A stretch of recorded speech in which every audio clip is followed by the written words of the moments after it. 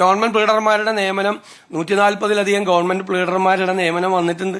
2 പരാതി വന്നു. അതിൽ ഒരു പരാതി ഇപ്പൊ തന്നെ പിൻവലിച്ചു. ഒരു പരാതിയാണ്. ഇത്രയല്ലേ വന്നിട്ടുള്ളൂ.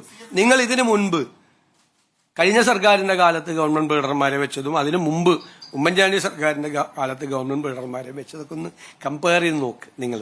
പിന്നെ നമുക്ക് അവിടെ AGയുടെ ഓഫീസും DGPയുടെ ഓഫീസും ഒക്കെ പറയുന്ന അഭിഭാഷകരെ കൂടി നമുക്ക് അവിടെ വയ്ക്കേണ്ടി വരും പല കാരണങ്ങൾ കൊണ്ട്.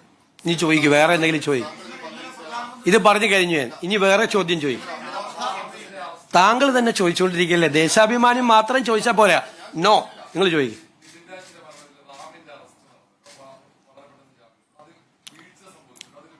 അത് വീഴ്ച സംഭവിച്ചു എന്ന് പ്രാഥമികമായി ശ്രദ്ധയിൽപ്പെട്ടതിനെ തുടർന്ന് അന്വേഷണ സംഘത്തെ മാറ്റിയിട്ടുണ്ട്.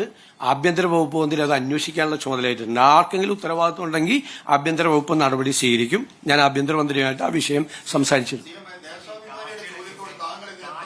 താങ്കൾ തന്നെ 5 ചോദ്യം ചോദിക്കല്ലേ പ്ലീസ്.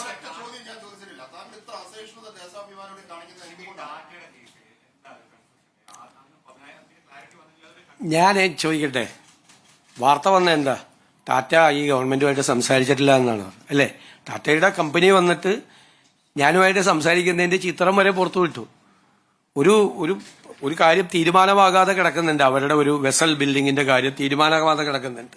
മലബാർ സിമന്റ്സുമായി കൊച്ചിൻ പോർട്ടുമായി ബന്ധപ്പെട്ട് ആ കാര്യത്തിൽ തീരുമാനമെടുത്തു. അവർ പോസിറ്റീവായ കമ്പനിയുടെ ആളുകൾ പ്രതികരിച്ചു. കൂടുതൽ ഇൻവെസ്റ്റ്മെന്റ് കേരളത്തിൽ ഉണ്ടാകാൻ അവർ വരണം എന്ന് നമ്മൾ പറഞ്ഞു. ഞാനത് വിശദീകരിച്ചു കഴിഞ്ഞപ്പോൾ ഈ കാര്യം പറഞ്ഞിട്ട് അവർ വരുന്നുണ്ട്, അവരുടെ പ്രശ്നം പരിഹരിച്ചിട്ടുണ്ട്. പിന്നീടുള്ള പല പ്രശ്നങ്ങളും, അതായത് വ്യവസായ വകുപ്പിൽ തന്നെ 2 ഏജൻസികൾ തമ്മിലുള്ള ഒരു തർക്കം ഉണ്ടായിരുന്നു, കണ്ടെയ്നർ ഫ്ലൈ സ്റ്റേഷൻ തുടങ്ങുന്നതിനെ സംബന്ധിച്ച്. അതൊക്കെ ഞങ്ങൾ 24 മണിക്കൂറിനകം തീരുമാനമെടുത്തു. ഓഷ്യനേറിയം കൊച്ചിയിൽ തുടങ്ങാനുള്ള നടപടിക്രമങ്ങൾ ഞങ്ങൾ ആരംഭിച്ചു.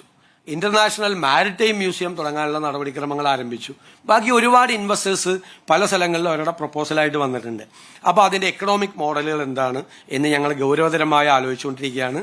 ഏതെല്ലാം തരത്തിലാണ് എക്സ്പ്രഷൻ ഓഫ് ഇൻട്രസ്റ്റ് വിളിക്കണമോ, PPP മോഡൽ വേണമോ, അല്ലെങ്കിൽ നമ്മൾ നേരത്തെ നമ്മൾ പറഞ്ഞില്ല റെമിറ്റൻസ് ഇക്കോണമി ഇൻവെസ്റ്റേഴ്സ് ഇക്കോണമിയാക്കി മാറ്റുന്നതിന്റെ ഭാഗമായി നമ്മുടെ മലയാളികളായ പ്രവാസികളുടെ ഇൻവോൾവ്മെന്റ് പെടുത്തുന്നു തുടങ്ങിയ എല്ലാ കാര്യങ്ങളും ഡീറ്റെയിൽ ആയിട്ട് മാരിടൈം പോളിസി തന്നെ വളരെ പെട്ടെന്ന് പ്രഖ്യാപിക്കുന്നതിന് വളരെ വേഗത്തിലാണ് നടപടിക്രമങ്ങൾ പോകുന്നത്. നമ്മൾ ആദ്യഘട്ടത്തിൽ ഒരു 10,000 കോടി രൂപയുടെ ഇൻവെസ്റ്റ്മെന്റ് എങ്കിലും ഈ ഘട്ടത്തിൽ നമ്മൾ പ്രതീക്ഷിക്കുന്നു. ഇതാണ് ഞാൻ ചോദിക്കട്ടെ, ആരെങ്കിലും വരില്ല എന്ന് പറഞ്ഞപ്പോൾ അവർ കണ്ടിട്ട് പോലും ഇല്ലെന്നാണ് ആ വാർത്ത വന്നത്. കണ്ടു എന്നുള്ളതിന്റെ ഇത് വ്യവസായ മന്ത്രി തന്നെ ആ ചിത്രം തന്നെ പുറത്തുവിട്ട് ഇഷ്ടംപോലെ ആളുകൾ, ധാരാളം ആളുകൾ കേരളത്തിന് പുറത്തു നിന്നും ഇന്ത്യക്ക് പുറത്തു നിന്നും ധാരാളം ആളുകൾ. പുതിയ പോളിസിയാണ് വന്നത്. പോർട്ട് സിറ്റിയുടെ ഏവിയേഷൻ ഹബിന്റെ MSME ആയിട്ട് ബന്ധപ്പെട്ടത്, സ്പേസ് ഇക്കോണമിയായിട്ട് ബന്ധപ്പെട്ടത് 4-5 പുതിയ വാതിലുകളാണ് കേരളത്തിലെ ഇൻവെസ്റ്റ്മെന്റിന് വേണ്ടി തുറന്നിരിക്കുന്നത്. അപ്പൊ എനിക്ക് നിങ്ങളോട് പറയാനുള്ളത്, നിങ്ങൾ വാർത്ത കൊടുക്കുന്നുണ്ട്, കുറച്ചുകൂടി പോസിറ്റീവായിട്ട് കൂടി കേരളത്തിന്റെ ഒരു ഭാവിയെ കരുതിയിട്ട് കൂടി നിങ്ങളൊരു അപ്രോച്ച് ഉണ്ടാവണമെന്ന് എന്റെ അഭ്യർത്ഥന, റിക്വസ്റ്റാണ്.